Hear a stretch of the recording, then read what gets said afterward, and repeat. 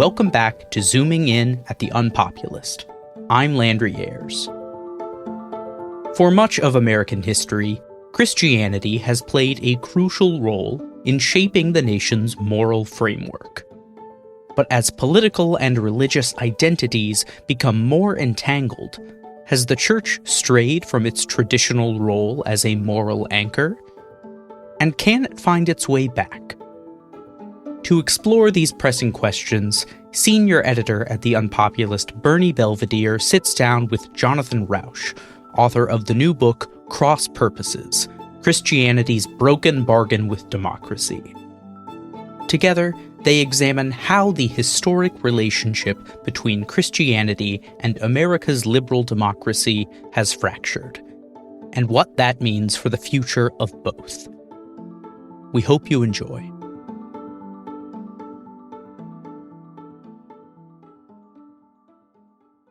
Hi, I'm Bernie Belvedere, senior editor at The Unpopulist, and this is Zooming In.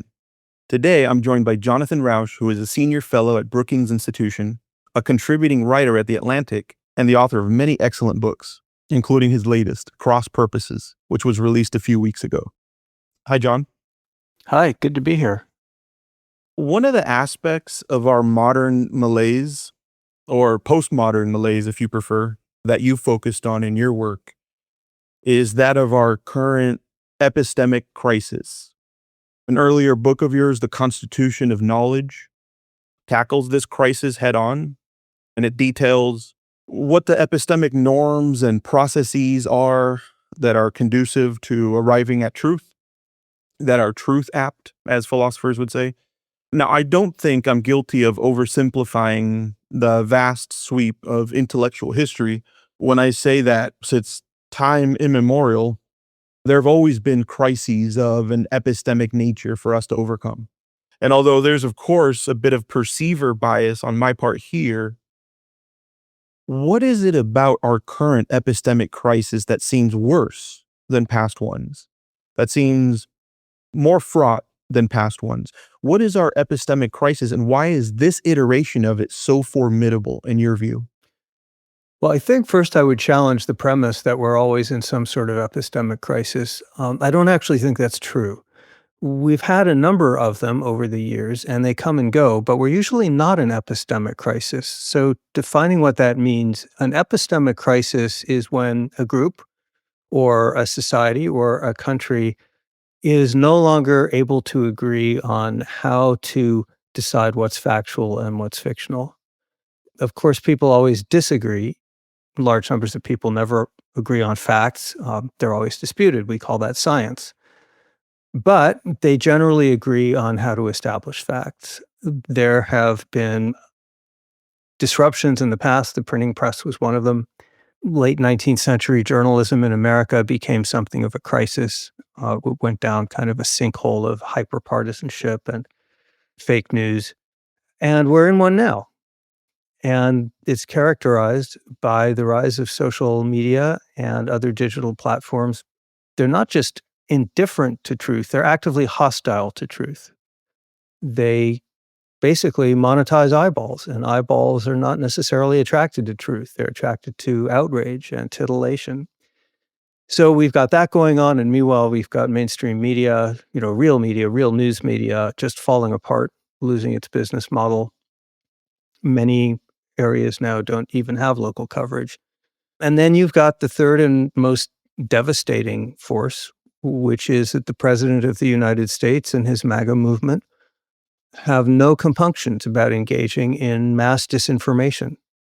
That's lies, exaggerations, half-truths, and conspiracy theories. And that's opened the floodgates. When you add those things together, it's a pretty challenging situation. So on the topic of Christianity, which is a central focus of your new book, Cross Purposes.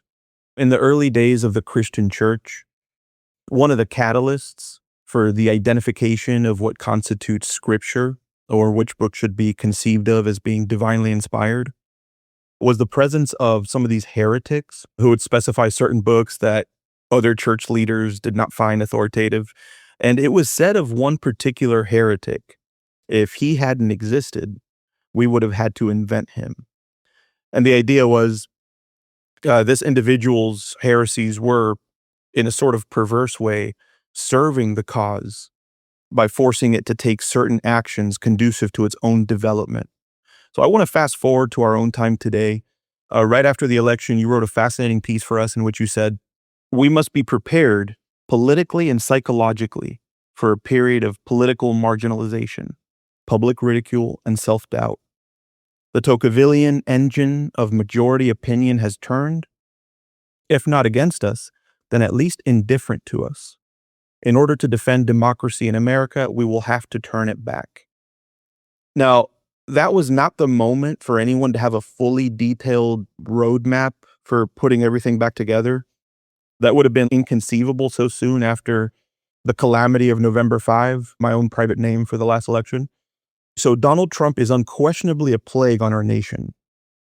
Do you nevertheless think that liberalism might find a way to use this period in the wilderness to reemerge stronger than it was before? And what would that look like? Well, right now I'd be happy for it to reemerge at all. I don't know about stronger. This is the most frontal and aggressive attack on liberalism that the United States has seen since the Civil War. And so far, it's been very successful. Trump and his movement are moving very quickly to replace our procedural form of government with a patrimonial form of government, which means that the government, the state, is the personal property and family business of the person in charge. Do we emerge stronger? I don't know. Liberalism has been written off many times. It's had many obituaries and it's survived them all. But right now, I think that American liberal democracy is in very deep trouble, actually. The public has proved not to be reliable custodians of, for example, the rule of law. Political scientists tell us that's really not the public's job, it's the job of elites. And they, alas, at least on the Republican side, are even less reliable. So that leaves an out-of-power rump defending liberalism right now. I have no forecast, Bernie. I think it's a dire situation.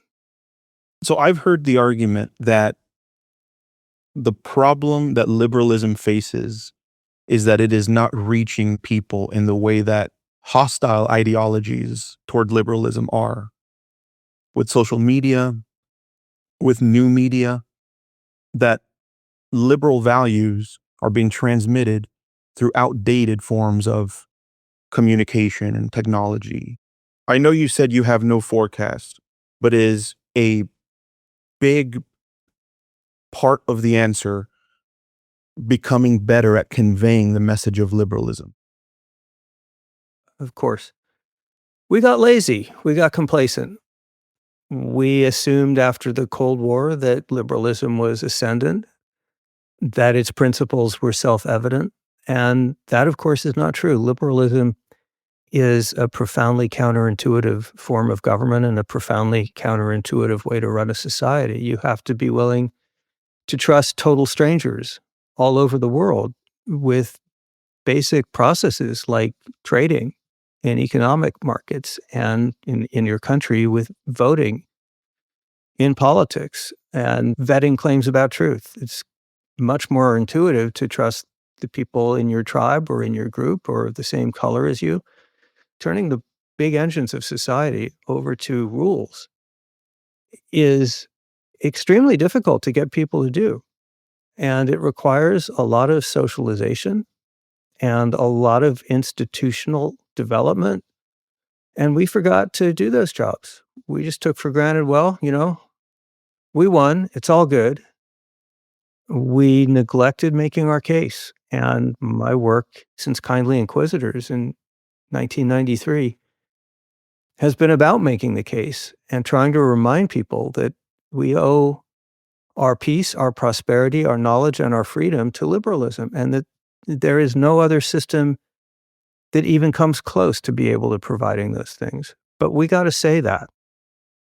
So I loved Cross Purposes, your new book. My background is I'm a college instructor in philosophy, and it delves into so many different discussions of important philosophical matters. There are subsections on free will, the nature of God, political philosophy. The epistemic tradition is also represented. There's some meta-ethics in there. So it covers a lot of metaphysics and epistemology in a really accessible way, and I want to discuss sort of its central framework here with you.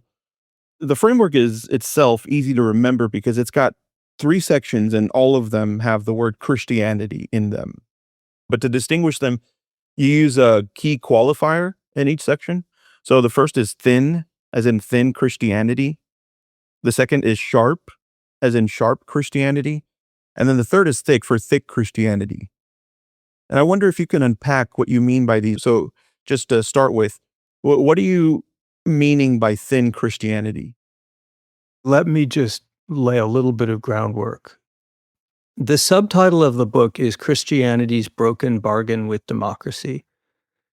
So first, what's the bargain? And then how did it break? The bargain is that the American founders gave us a constitution and a framework for Republican self-government. But they all warned us very explicitly, none of this will work if there isn't virtue in the public. And they also told us, we are not providing the virtue in the Constitution. That has to come from somewhere else. And where it comes from is civil society, and that's family, community, civic groups, and religion, which means in America, Christianity primarily, though of course not only.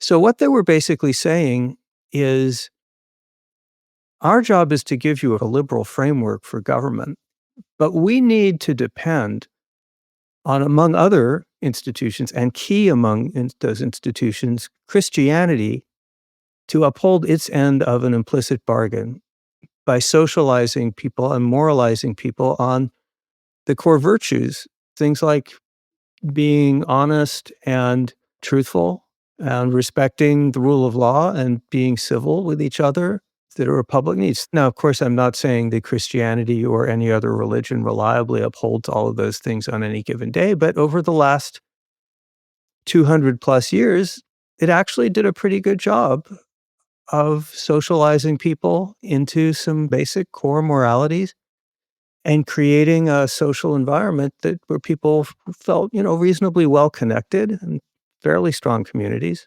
It was pretty good at that. Back when I was a kid, the way people introduced each other was not just by saying, where are you from or what's your job? It was, what church do you go to? Because everyone did. 70% of Americans, right through the last century, were members of churches.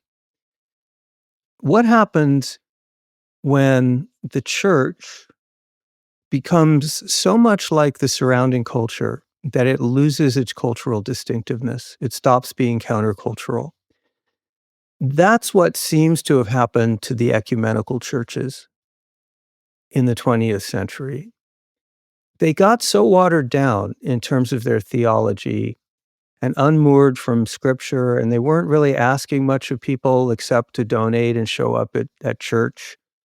And they drifted into kind of left-leaning politics. And that was uninspiring to people. And we saw something which you could pretty fairly call the collapse of mainline Christianity in the last century. And that's what I mean by thin religion. Thin Christianity is when it doesn't have the countercultural strength, the cultural distinctiveness, and the cultural power to shape morality. And that seems to be what happened there. Then sharp Christianity? The big framing story in my book is secularization. We just discussed thin Christianity is secularization in the ecumenical side, losing its cultural distinctiveness. There is a different form of secularization into what I call sharp Christianity among white evangelicals. Now, white Protestantism is the founding faith of our country. It's always enjoyed special cultural privileges.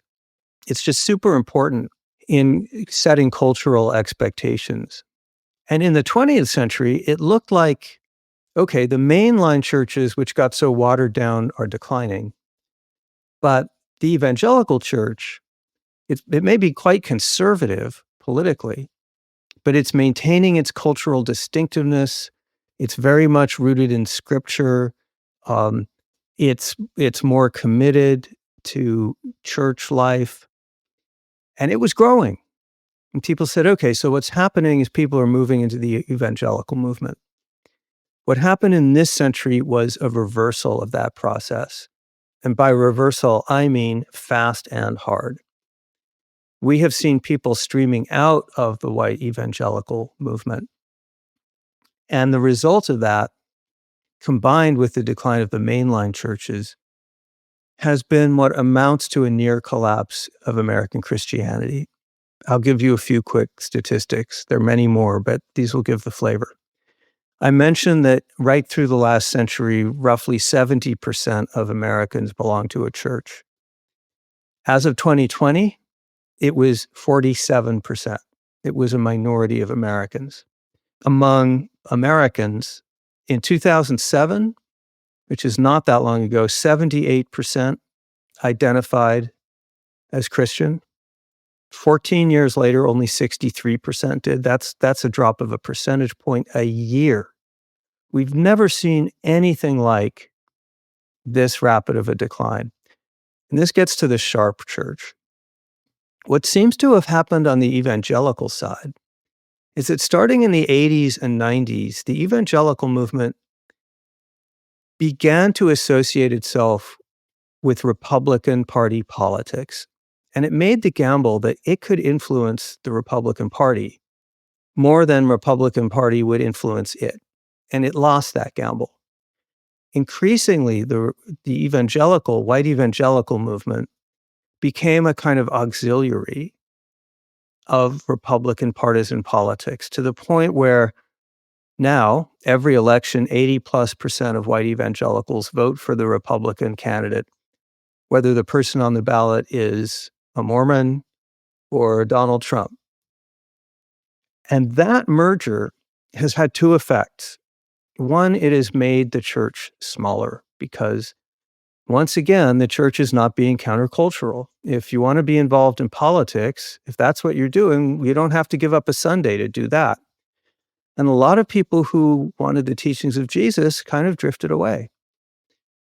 And it also gets more politicized and changes in complexion as it becomes more political. Here's a fact that is so peculiar. 20 years ago or so, the percentage of white evangelicals who did not attend church ever, just non-churchgoers, but people who said they were evangelicals, was vanishingly small. It was like 3 or 4% or something.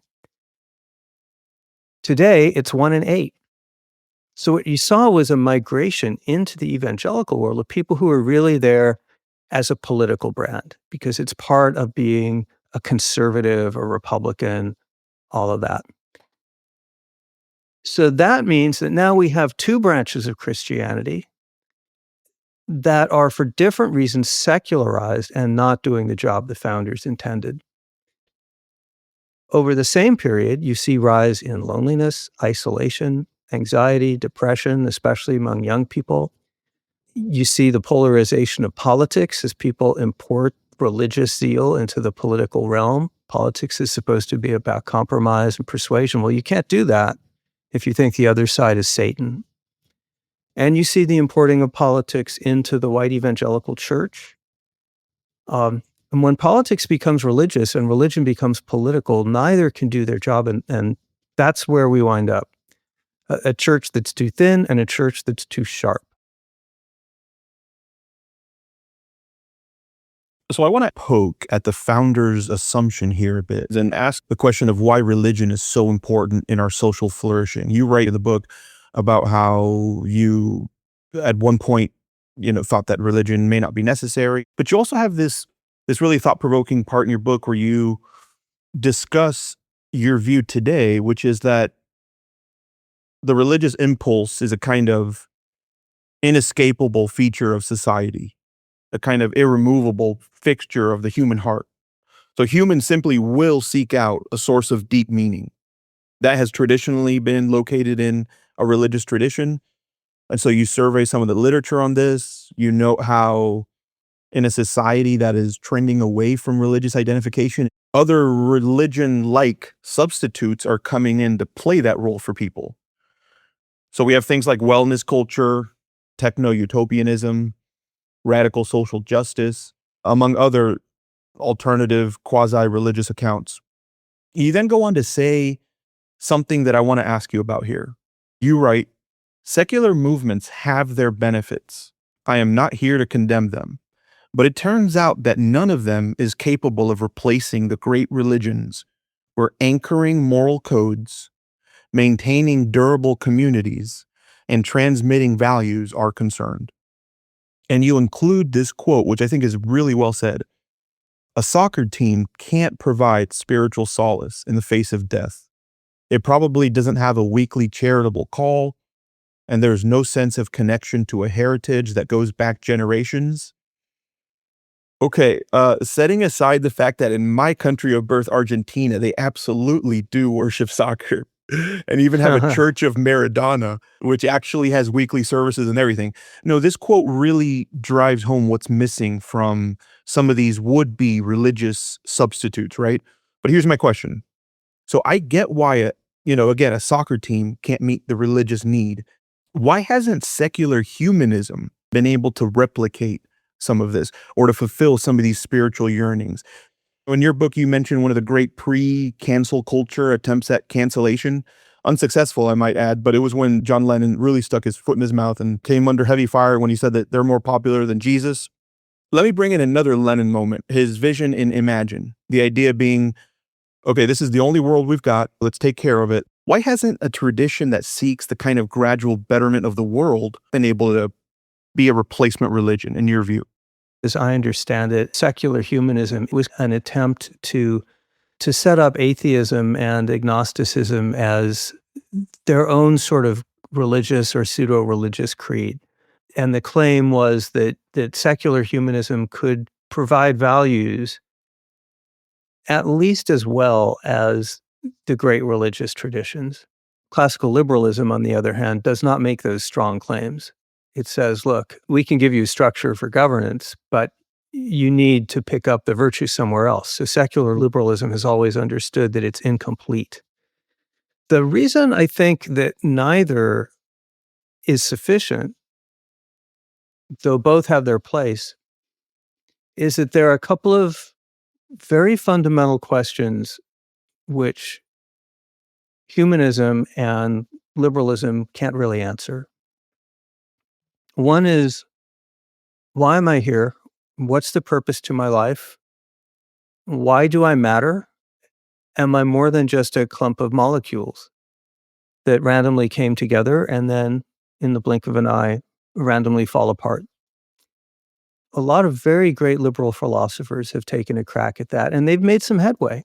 But at the end of the day, they don't have the kind of transcendent answer to why am I here? What's the purpose in my life? That religions can offer. Religions have an account of a transcendent value of human beings serving a creator God. Now, I don't believe that. I seem to be okay without believing it. But I think most people feel their life is more complete if it has an account of the fundamental source of meaning, and I can't provide that. The second thing that secular humanism or liberalism can't provide is an answer to the question, what is the source of our morality? Is there an anchor, a foundation for distinguishing good from evil that is more than just human preference? Again, great philosophers, Kant, Hume, these titans of liberal thinking approached that question and did a lot of work on it, a lot of good work. John Rawls is another. And yet ultimately, they don't have the kind of fundamental answer that religions can give about the nature of good and evil. So the founders were right in a very fundamental way that liberal politics and religion need each other. They're always in tension because they're such very different outlooks, and yet they're both incomplete. So liberalism can provide a pluralistic governing framework. It can give us markets and science and democracy and the fantastic material benefits that come from that. Religion can provide the source of meaning and morality. And those two things are much stronger together than they ever are separately. I use the metaphor, if you take a plank, it won't stand up by itself, but you can lean it against another plank. And that's a metaphor to me of how liberalism and, in America, Christianity, our founding and predominant faith, have to rely on each other. So I'm a Christian, and I found Cross Purposes to be a really religion positive book. And that is very commendable, from someone who is also very upfront and clear uh, that you're an atheist. So you talk about there being, for example, a division of labor between Christianity and liberal democracy, that if each side handles their duties well, it enables society to sort of be firing on all cylinders. What's different about your book is a lot of the attempts to compartmentalize Christianity and to relate it to other important social bodies or institutions. So Stephen Jay Gould's non-overlapping magisteria, comes to mind, his thesis of the kind of interrelationship between religion and science. Those have always been attempts to intellectually situate religion in a kind of culturally diminished role, to come to grips with religion's fading influence. You play over there where, and let us handle the serious stuff. But you're saying, no, religion, and for America's liberal democracy specifically, Christianity, is really important here and needs to be upholding its end of the bargain. And this is not to chastise it out of some animus, but because we really need it to be doing its part for the good of everyone. There's a part where you write, my claim is not just that secular liberalism and religious faith are instrumentally interdependent, but that each is intrinsically reliant on the other to build a morally and epistemically complete and coherent account of the world. I think that's really well said. And I want to ask you, why is the religious side of things just not holding up its end of the bargain? We've been talking about religion, but let's talk about the real subject of the book, which is Christianity.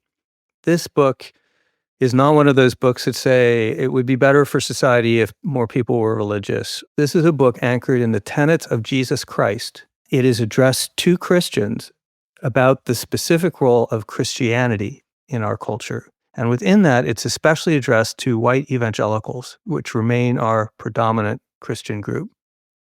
I follow many Christians who I quote in saying that the white evangelical church made a tragic wrong turn when it allowed itself to be subordinated to partisan politics. And then when it went a step further and embraced the most un-Christ-like politician possibly in American history.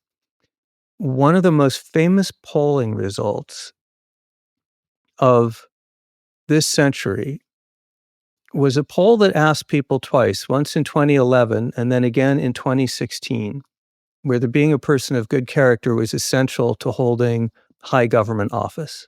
In 2011, of all religious denominations, white evangelicals were the strongest ones saying that character is essential in elected officials. 5 years later, in 2016, among all denominations, they are the ones saying character is the least essential in public officials. Now, what happens in 2016 that you think might have led them to do this monumental flip-flop from 2-1 on one side to 2-1 on the other? And the answer is that they saw in Donald Trump and his MAGA movement a path to power. They might not love the way he behaves, but they said, we're voting for a president, not a priest, and he will give us power. And that is what Trump promises. This is such an interesting fact. I discovered this just recently. You know that famous observation Trump made that his supporters are so loyal that he could shoot someone on Fifth Avenue and they wouldn't mind? That was at a speech in January of 2016 at Dordt College in Iowa. That's an evangelical school. And he says that in the same speech where a few paragraphs earlier, he says, if you vote for me, you will have power. So look what he's doing here. He's saying, I will give you power and you will give me unconditional loyalty. That's the deal. Now, when Christians take that deal, their witness as Christians is transformed. As you'll recall from the Christian Bible, when Jesus, after he's baptized, in preparation for his ministry, he goes into the wilderness for 40 days and 40 nights. And there he encounters Satan, who takes him up to the highest mountaintop in the world, shows him all of human dominion, and says, if you will bow down and worship me, all of this will be yours. Once again, he's saying, I will give you power if you give me loyalty. And Jesus says, no dice. Go away, Satan. When white evangelicals choose power over the gospel, it becomes almost inevitable that a lot of people are going to say, hey, is this thing on the level? Russell Moore, who is he's the editor-in-chief of Christianity Today and former senior official of the Southern Baptist Convention, when asked why young people are fleeing the church, he says, well, if all we give them is a choice between secularization and paganization, we shouldn't be surprised if they choose one or the other. So here I find myself, Bernie, in this awkward position or interesting position, I don't know, you tell me, of being an atheistic secular homosexual, chastising white evangelicals for not being Christ-like enough, but also saying that the principles that are needed to heal our politics and also potentially to heal the church are right there in the gospel. They're the core principles of Christianity. So I'm just asking Christianity to go back to those principles. I wanted to support a point you were making. So you're someone who is outside of the movement and calling for it to be truer to its inner principles. I'm someone in the movement, and I came from evangelicalism. And biblically and theologically, there's no license for the way that evangelicalism has backed Trump to the extent that it has. And it's actually a constantly spiraling relationship, getting worse and worse over time. You mentioned 2016. A lot of evangelicals in 2016 would hold their nose and vote for Trump or view him as a kind of necessary evil to fulfilling some of the agenda that they felt was biblical. Now, it's nothing but pure Trump enthusiasm. So, I mean, in the Bible, there are certainly times when God is said to use a non-believer to carry out his will. Think, for example, Pharaoh in ancient Egypt. So in the New Testament, Paul actually interprets the Pharaoh episode, and he says it fulfilled an important function, a platform for God to showcase his miraculous actions to his people. Without it, maybe the fullness of his power wouldn't have been known vividly, maybe only accepted intellectually by his people. But now you can see a display of how God is superior to, pagan gods or whatever. But here's the thing, believers are never supposed to be enthusiastic about these God-used vessels like Pharaoh. Yet with Trump, to some extent in 2016, believers were like, we'll vote for you, but we have a problem with how you conduct your private life. Now that posture has given way to an enthusiasm that is blinding. Some Christians use the word idolatrous to describe it. Absolutely. But I wonder if there's something about the kind of inner logic of politics that required such a move. Your book is big on this being this being a matter of the agency, the choices of evangelical leaders and voters. It was a conscious choice they made. Well, I don't know that it was a conscious choice. It was just a choice. Some of it is because, as pastors say, we get them for 2 hours a week if we're lucky, and cable news gets them for 12 hours a week. So you have pressure from partisan media.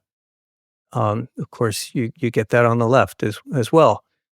And you have internet culture and the way it sucks people in. And you have libs of TikTok. And of course, very importantly, maybe most importantly, you have leading politicians, including President Trump himself, stirring up anxiety and fear, saying there's a war on Christianity. And if I don't win, it's the end of America as we know it. So all of those things are going on, and they're all age old. The question that I think is most relevant to our conversation is, okay, so what is it that Christianity says about fear? And how does Jesus Christ want us to behave in a challenging environment? And it turns out that Christian teaching has answers to those questions. The most frequently repeated injunction in the Christian Bible, I'm told, is don't be afraid.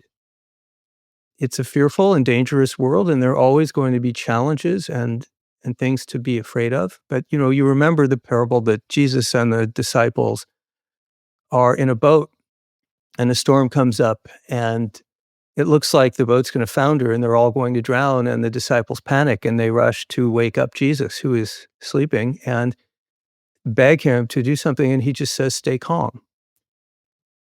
So Christianity is supposed to counsel calm in times of fear and political stress. It's supposed to counsel keeping your mind on the next world and not the next election, remembering that God has a plan for you. It's supposed to counsel forgiveness. There are three main pillars of Christianity, according to the theologians and pastors. The first is don't be afraid. The second is imitate Jesus. And the third is forgive each other. Judgment and retribution belong to God, not to us. So when someone comes along and says, I am your retribution, that is idolatrous. That is not Christianity. That's something very, very different. So going back to your point, which you said so well, it's not just that Christians accepted Trump for a little while as a necessary evil. In 2024, they had the choice of Mike Pence.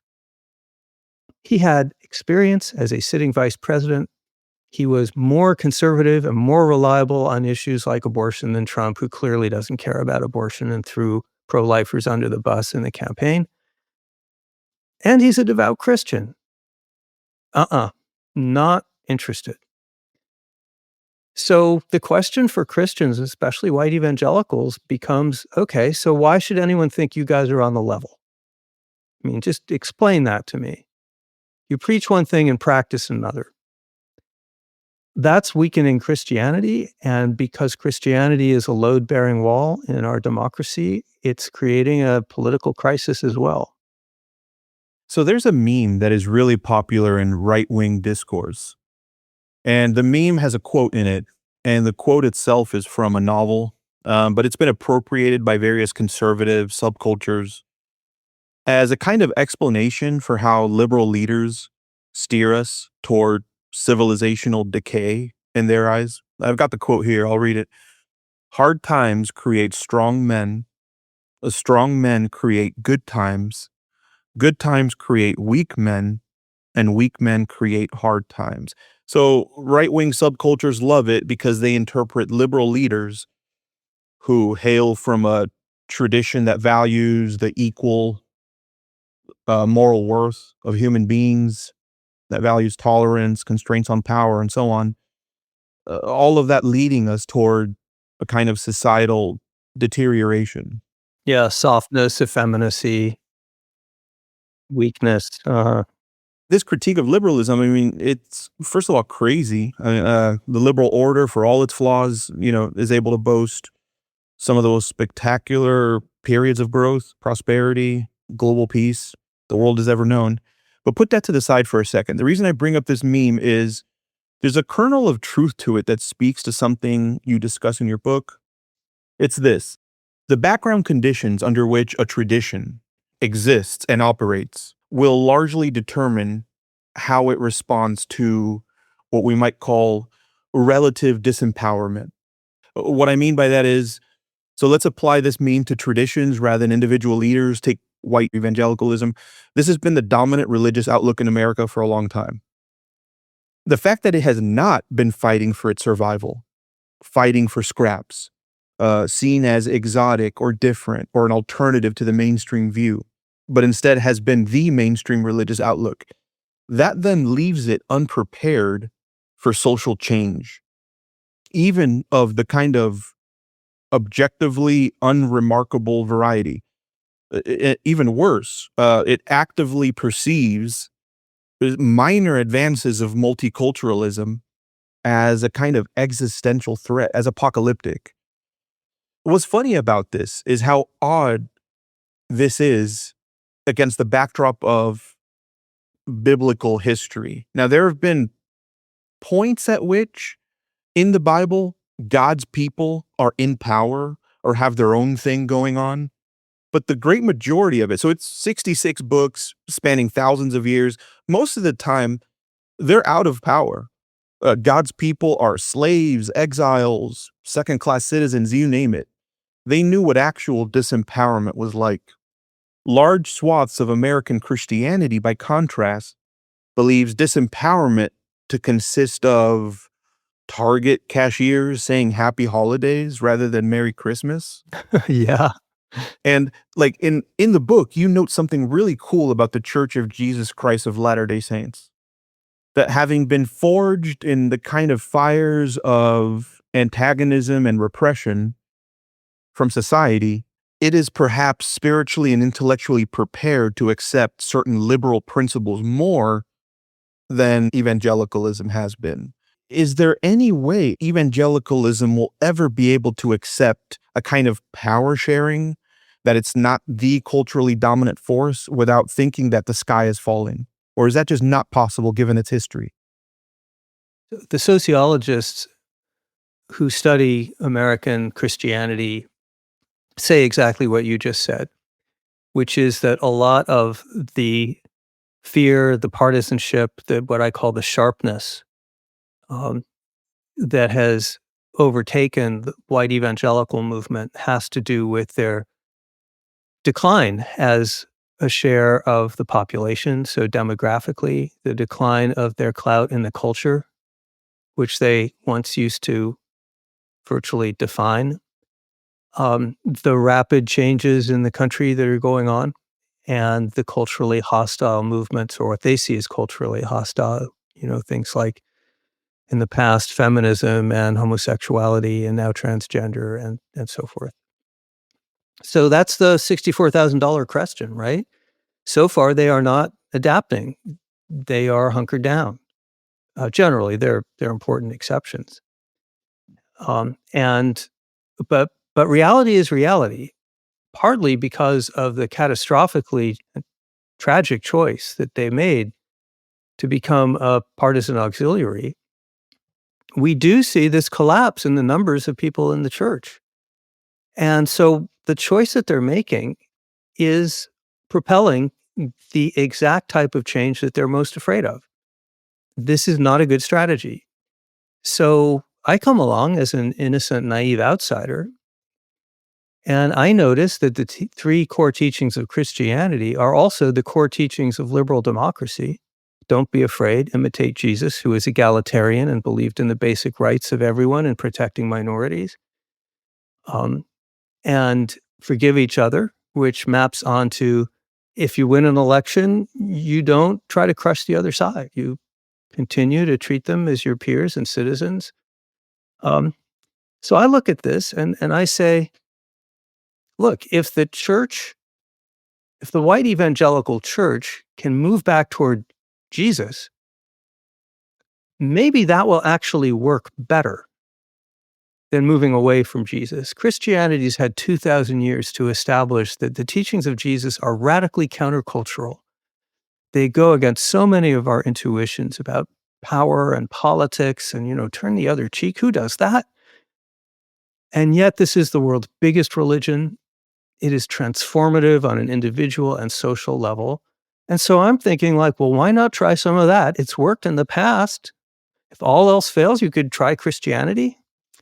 One of the interesting aspects of all this is that the first wave of white evangelical politicization was top down. It was driven, by Jerry Falwell and Pat Robertson. The current wave is driven by the pews. The pastors hate it. They want to preach the gospel. They want to do God's work. But parishioners are coming to them every day and saying, look what I just saw on Fox News or OAN. Why aren't we doing something about that? And it's not even a majority of the people in the churches. It's a very outspoken minority. But it's having the effect of driving a lot of people away from the church. One survey found 42% of pastors had seriously considered quitting in the last year. The number 3 reason, after the obvious first 2, high stress and low pay, was politics. So here you've got a church which is shrinking itself as fast as it can by politicizing and turning it away from its own doctrine. You tell me, Bernie, you're a person of faith. What did I miss? I think that's absolutely right, which is why I think the second chapter in your book on Sharp Christianity is just a must read. Here's my take. I actually think that American evangelicalism might have gotten itself to a place where it could accept, relative disempowerment. I mean, there are American evangelicals today who have accepted that. And, one of the people you dedicate your book to, Tim Keller, someone that I admired a lot as well. There are people who, from that tradition, who can accept that, without thinking that a new round of crusades are needed, right? But something happened that will sort of either delay that reckoning with we need to adjust and become more like Jesus, or even just reverse it for the foreseeable future. And again, I'm referring to its convergence with, really its merger with Trumpian populism. And this development is just disastrous for evangelicalism. It's why I had to leave. I think the inner logic of populism leaves people of faith just incapable of adopting the right posture that Christianity requires. Even at their most triumphant moments, right-wing populists are kind of psychologically reliant on an indelible sense of being in a kind of permanent outsidership. For these people, there's always going to be a swamp. There's always going to be a deep state. There's always going to be a uniparty to go up against, and a kind of cartoonish us against the empire, dramaturgy. Right after the election, the side that had just won the presidency, the Senate, retained control of Congress, boasted a solid majority on the Supreme Court. These people were obsessed with the idea that they were on the verge of losing access to credit markets based on their political beliefs. They were mass sharing a meme that had a store clerk telling a shopper, "I'm sorry, sir, but your card has been declined due to your political beliefs." How is it possible that this is what is going through your head as you have your hands on the political levers of power? So this feature of Trumpian populism, this reflexive feeling that you are never not being oppressed, it fosters like an endlessly renewable persecution complex. When American evangelicalism married itself to this political program, it found itself moving further away from being able to shake this cognitive tendency. And it's always, look how everything is oppressing us and look how society is dead set against us. Not in a way that steers them toward doing what Jesus wanted, but in an angry, revenge-seeking kind of way. And what I think is needed is a revival in the old-timey sense of the word, where a critical mass of believers, a tipping point of evangelical leaders and churchgoers look at the horrors of Trumpism squarely in the face and say, we need to repent. That's my take. And will they? Can they? Power is a drug not easily weaned off of, right? So long as they're in power, they won't want to? It's a good question. I don't have a forecast either. Well, current indicators support that view. Current indicators suggest that Trump was right when he said that in exchange for power, his white evangelical base would allow him to do absolutely anything. So far, that has been true. In 2024, he did come out against a national ban on abortion, thus effectively saying, well, it's okay if hundreds of thousands of babies die. I think that should have been noticed by white evangelicals, pro-lifers, but it wasn't. So there goes another core moral precept, one after another. But the warning to the church would be Russell Moore's warning, which is, so if this is the road that you're determined to go down, if you're determined to march away from the call of Jesus and become essentially a political faction, you're going to shrink. That seems to be happening. So the question is, can there be a Christian revival? You use that term, and I love it, and it's exactly the right term to use. And Moore says he thinks there can be. He wrote a book about this. It's a very good book. It's called Losing Our Religion. He says this is not the first time when Christianity got into bed with power and it ended badly. Think about Christendom and the corrupt popes and all of that. And he says what will happen if it gets repaired is it won't be like some big existential clash between the MAGA Christians and the anti-MAGA Christians, and there won't be a giant schism and a war and someone wins. He says it's going to be grassroots. It's going to be from the bottom up. It's going to be those pastors who are just tired of doing politics. And it's going to be parishioners, especially younger people who begin getting curious about Christianity and the teachings of Jesus. And it won't look like my parents' and your grandparents' mega churches and cathedrals. It'll be more customized and personalized. And it'll be church plantings, and it'll be in the small groups, which are how evangelicals socialize each other, the Bible studies and so forth. And the optimists in this group say, look, Christianity is 2,000 years old, and it's at its strongest and most appealing when it is an exilic faith. That is to say, when it's the outsider to society looking in, not the power holder wielding dominion. If anyone was ever a persecuted outsider, that's Jesus. And I've had pastors tell me that something that's missing for the church right now is that exilic sense.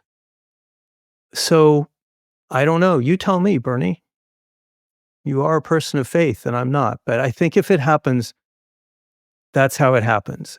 And I think if the church continues on the path it's on, society will continue its march toward being hyper partisan and over secularized. And the pseudo religions and substitute religions, everything from, the wokeness and QAnon and MAGA to the weird stuff, the crystals and the psychedelics and the soul cycle. And those things will continue to grow. And those things are not capable of doing the moral and social work that the great religions, that frankly Christianity can do. They just can't do it. They don't even try. They can't minister to your needs. They can't be with you at your side when your parents die. They don't have long and deep traditions of moral thinking. They just can't do it.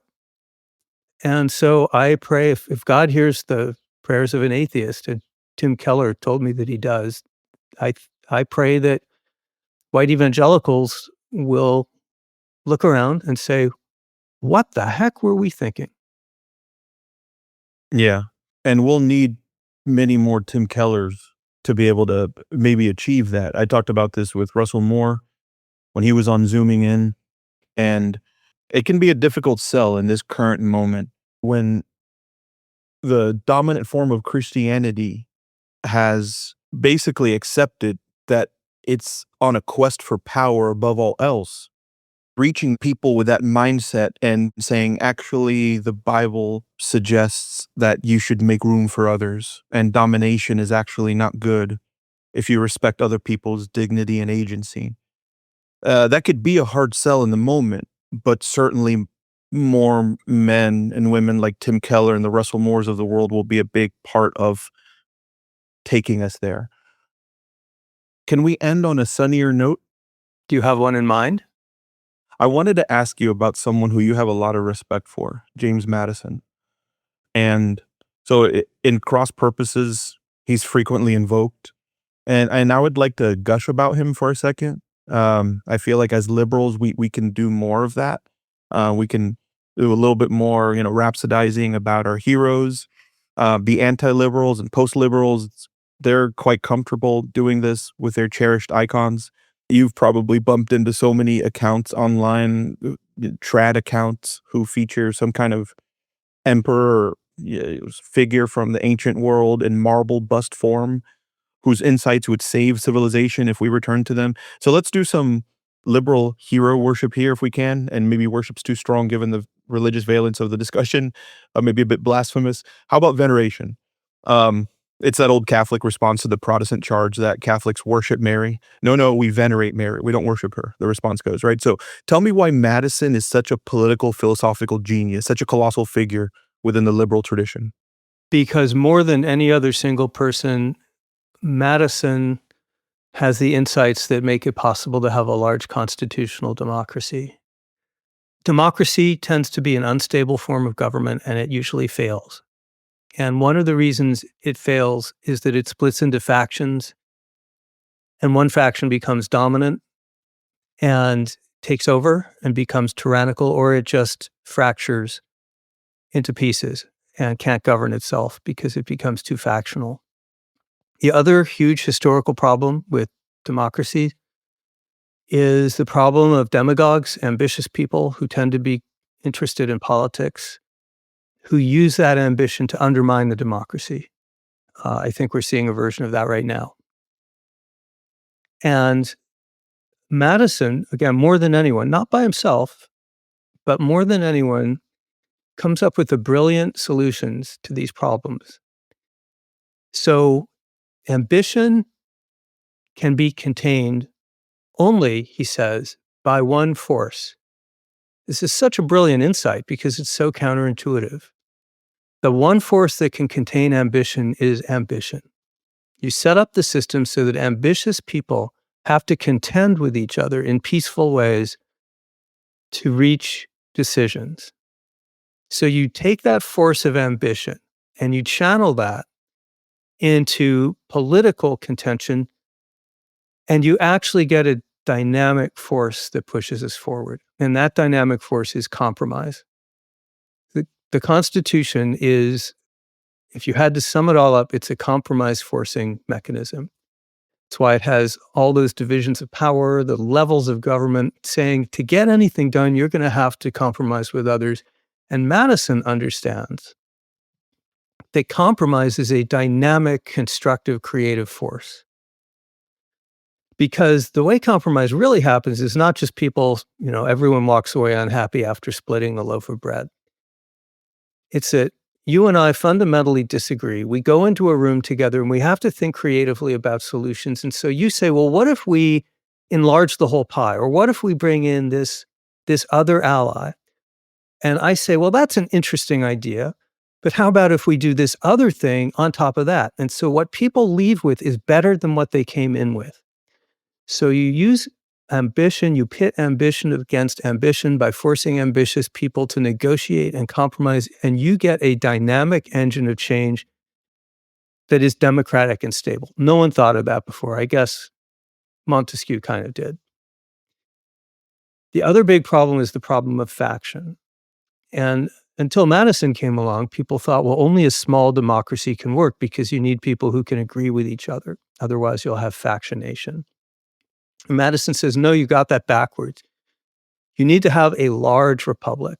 He says, expand the sphere. Because if you have enough different factions, no one of them can predominate, at least not for long. And that will ensure that you have enough change and enough churn to keep your society dynamic. So what you get out of Madison is the first truly dynamic democracy that is stable. And when you think we've been around, we're looking at 250 years next year since the Declaration of Independence. When you think how long we've been around and the challenges that have been posed to our country, you have to conclude that Madison was a space alien. Because, what are the odds that someone of that particular genius would come along at that particular moment?